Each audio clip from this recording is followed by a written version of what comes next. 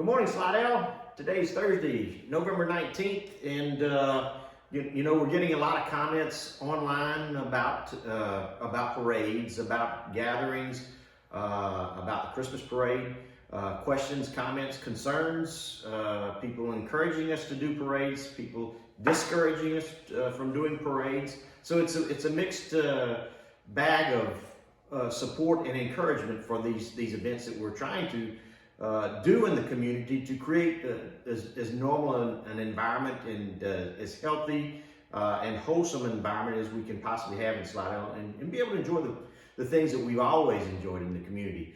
So we've been watching the COVID numbers, and we know that the trends are starting to trend upwards even in our community. They've been doing it around the country for a month or more now. In our community, it's been a little bit slower, but with that in mind, we thought maybe we would ask Dr. Chuck Preston, our coroner, to come in and talk to us again as we did at the beginning of the first wave of coronavirus, and just share information with our community about what's going on with coronavirus in our community, what the impacts are currently, what he recommends that we do to try to lessen those impacts, and how we should try to model our lives and direct our lives going forward as we get into the holiday season and to the parade season and beyond. So I talked to Dr. Preston, and he was gracious enough to agree to come back again and provide information. Guys, don't shoot the messenger with this. We are here to provide information and try to provide you with accurate information to make good decisions for yourself and your family and those that are around you. So again, I thank you, Dr. Preston. I'd like to welcome you to be with us today. If you'll take over and give us the 10 cents on COVID. Thank you so much, Mayor Cromer. And I want to echo the message that I did not create coronavirus. I'm not responsible for the numbers, but my office has been collecting them since last March, and we share them with leaders throughout St. Tammany Parish to help them make the difficult decisions that they have to make.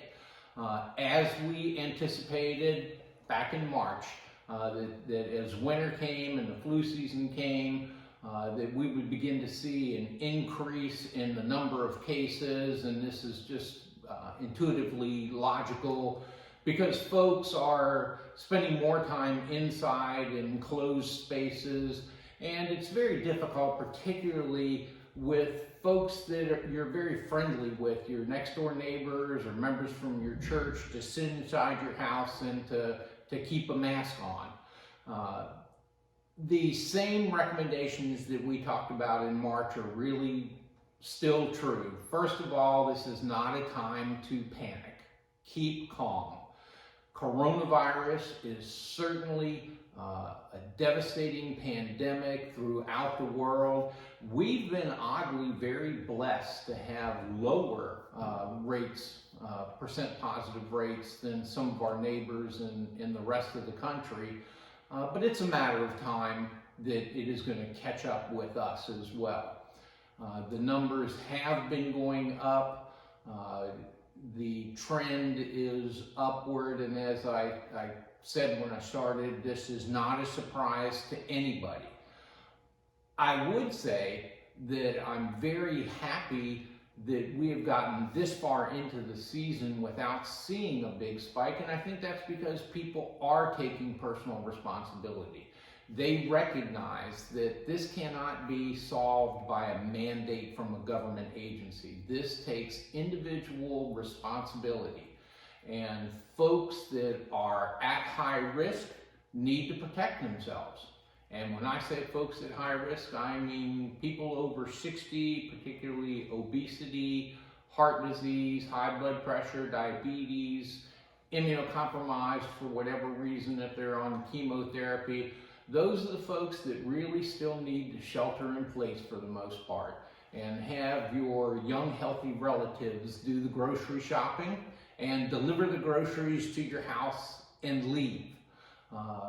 One of the phenomenon that we're seeing throughout the country is this notion of COVID fatigue, We are sick and tired of being sick and tired. And that is completely understandable. And I will tell you, I am the same way. I have a beard and a mustache, and so even with the cool weather we're having now, under that mask for about 10 minutes, it gets really hot and I begin to sweat under my mask. But I keep in mind that nothing has fundamentally changed about the virus in terms of how contagious it is, how potentially deadly it is. It is still, for the most part, going to be an illness that people will survive, but unfortunately, particularly the over 60 age bracket is at real risk. And we've seen some younger people who have had very serious complications from COVID-19. And unfortunately, we don't have a 10-year experience with coronavirus, so we don't know what the consequences down the line are going to be. So again, we're all very hopeful and excited. It looks like the vaccines are going to roll out sooner rather than later. I think that's very, very, very good for our future prognosis. But you know, even if we were able to get a vaccine approved today, the mechanics of getting that to places that can distribute that vaccine and then administer 200 million doses, that is not going to happen overnight. And so people should certainly recognize there is a light at the end of the tunnel, but we're still in the tunnel. And so we need to continue to do the common sense things of washing your hands, cover your cough, social distance, and certainly face coverings. While I will say that I think that has become kind of a political issue as to whether you should be wearing face coverings or not. Coronavirus is not Republican and it's not Democrat. The science is pretty clear that the face covering not only protects people around you, but it also helps to protect the person who is wearing the mask. So again, this is not an issue that government is going to solve. This is like many of the basic issues in society. It's going to be up to the individual citizen to exercise good judgment and responsibility. And I know it's getting tough, but we've got to hang in there and we've got to keep doing what we're doing. Thank you, Dr. Preston. You made a comment that probably a lot of people aren't aware of it. But I've heard recently that face coverings are not only beneficial to those around you, but they block about 40% of the things that you would inhale, and they're helping you as much as they are the folks around you. Is that? That's exactly right. You know, again, because this is a novel virus, a new virus, we don't have a lot of years of research in it. But there's so much going on at the same time, and it has been well demonstrated the predominant way the virus is going to spread is through respiratory particles. Touching something and then touching a mucous membrane is possible, but it's much, much, much, much less. So the predominant thing that we have to protect against is respiratory particles, and it is both your respiratory particles going out and the respiratory particles that come in. And of course, the quality of the mask that one is using is going to affect how effectively it filters those particles. And you know, I've noticed this, of course, watching football. Sean Payton has had his mask on ever since the first game, but when it's time for him to communicate, he naturally pulls his mask down and yells. And so, of course, that increases the number and distance those particles do. And I find that socially, that when people come up to talk to me, their tendency is to pull their mask down to talk, and my tendency is to back up and ask them to pull the mask back up. Well, that's why we're keeping our distance here throughout this conversation. But maybe Sean's got an ulterior motive there with these referees that he's yelling at. You know, get them out of the picture completely. I don't know. So, you know, we're getting comments about parades and about activities, Mardi Gras balls, family events, things of that nature. Mardi Gras we're looking at the last weekend in January. I think it's too early to make a call on that right now. I don't think we should discourage people from making plans to do Mardi Gras at this time, but we have to let folks know that it may not occur, and we are keeping that on the agenda as an option, whether or not we will be able to have Mardi Gras. But I want people to plan to do Mardi Gras, and we plan to do Mardi Gras, but that could change 2 weeks out. We're looking at a Christmas parade here on December 5th in Old Town. Some of the information that we gather from you will have an impact on whether or not we are able to go through with that. Currently, our plan is to do the parade, but that changes day to day, it seems like. That's absolutely right. The entire situation changes day to day, and the old saying is to plan for the worst and hope for the best, and certainly we can hope that, just as you say, as we gather more and more data, we're able to make better and better informed decisions about the kind of behavior we should or should not be doing. I thankfully say I advise the people in power, but I'm not the person in power who makes those decisions. Right. So I provide the information.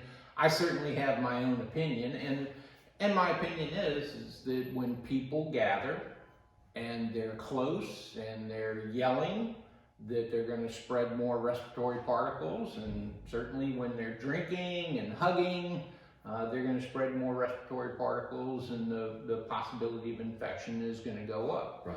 And again, we're about to go into a very typically family holiday where folks gather from multiple different households to celebrate Thanksgiving. I myself had planned to fly to Denver to celebrate Thanksgiving with my daughters.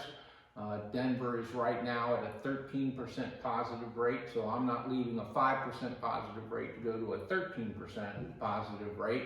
So we're going to be Zooming for Thanksgiving. And again, I think this is where you have to have the long view. Yes. I'm willing to sacrifice this Thanksgiving, this Christmas, this Mardi Gras to have another 10 or 15 or 20 holidays to celebrate with my family. Understand. Yes, sir. Is there anything in statistically numbers wise you'd like to share with us, or it pretty much speaks for itself at this point? I think that the numbers do speak for themselves, and again, I don't think we're at the point where we should be alarmed. The most important thing is the health systems are not being outstretched. So we do not have more people who need intensive care beds or need ventilators than our health system has the capacity to provide. And of course, that is really the big concern, that if we truly see a spike, not just a trend up, but a huge spike that then outstrips the ability of the healthcare system to respond to it. Again, I am very optimistic that the people of St. Tammany Parish are bright folks, and they understand what we're dealing with. And if we have the majority of folks using proper mitigation factors, then we're going to have we're going to see an incline, as we knew we would, but we're not going to outstrip the ability to deliver care, and that's what's really critical. Well, you talked about specifically, you said that we had a 5% positive rate on our testing right now. In this week, we're doing testing in Fritchie Park Gym, and we just purely by the numbers of people that are showing up to be tested, we've been single digits and 10s, 20s the past several months that we've been doing this every other week.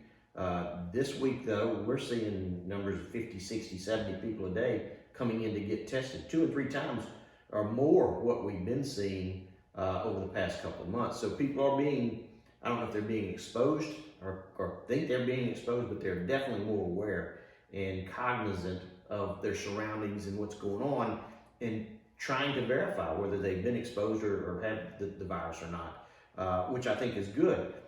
What would be a magic number for us to trigger on to start making some of these decisions as to whether or not we want to do a Mardi Gras? I mean, is it a 7, 8, 10% positive rate? Well, again, I have to say that I can't give you those magic numbers. They are laid out first in the president's plan and then in the state plan of certain thresholds as to where we will move from one phase to the other phase. But I think it's really important to understand that we have to control what we can control. And again, it is so important for the individual folks to mitigate their risks as much as they possibly can. Black Friday is coming up. I'm not encouraging people to get on top of each other to get the $400 TV, but I am encouraging them to order online and do curbside pickup here in St. Tammany Parish, because it is truly our friends and our neighbors that are the small business owners that are really feeling the brunt of this. And unfortunately, there's some politics in politics, and the corona relief package seemed to get stalled around election time. I'm hoping that the federal government is going to come together, open their eyes, and recognize that there are real people in real trouble. And, I don't think Microsoft needs a bailout, but my favorite sandwich shop up the street may need a little help to get over this hump. Right. And it is going to be a hump, and we are going to get to the end of this, but we've got to do what we can to support our local businesses to help them survive this pandemic. I agree 100%, and that brings to mind the folks that sell the beads and the throws and the things of that nature, the float builders that are out there, that their focus is on one specific month or two out of the year. They work the whole year and they generate revenue in that short time frame that covers them through the whole year. I hope that there's some consideration for them when these stimulus packages do come out, and that those types of businesses can sustain for maybe a year without a Mardi Gras, and be able to take care of that business next year and provide the carnival that we all expect and like to participate in. So it's a consideration going forward. Dr. Preston, I can't thank you enough for what you do for our community, number one. Number two, but for being here with us today to share this information. I've got the utmost respect and confidence in you, and that's why I asked you to come and share with us. Again, Slidell, I've said in the past that I don't think that my job as governor is to tell you what to do, but it is definitely to bring information that you need to make informed decisions with. And we will use that information to make informed decisions about our future events and things that are going on in the community. Everything's on the table right now. Everything could be pulled off the table at a moment's notice if those numbers start to spike and go up. Right now, we're still focused on social distancing, wearing your masks, washing your hands frequently, keeping yourself, your space, and those around you protected. You got to make that call. We're giving you the information. I try to wear my mask when I'm in public, when I'm going in and out of businesses. I've also been in situations, in functions that I was not comfortable being in because there were too many people and I couldn't social distance, and I've removed myself. That's my choice. You have that opportunity to make that choice for yourself throughout the holiday season and through any event that you see coming at you. So again, I just want to provide you with enough information to be able to make those kinds of decisions for yourself, and I hope that you will take this information in that light and make your own choices. So again, I'd like to thank Dr. Preston for being with us today, and we'll be out with more videos in the not too distant future to let you know what's going on in the community and any changes or any protocols that we'll be putting in place or advising. So with that, this is Greg Cromer, your mayor, signing off from Slidell City Hall. Thanking you for joining us today, and have a good day, Slidell.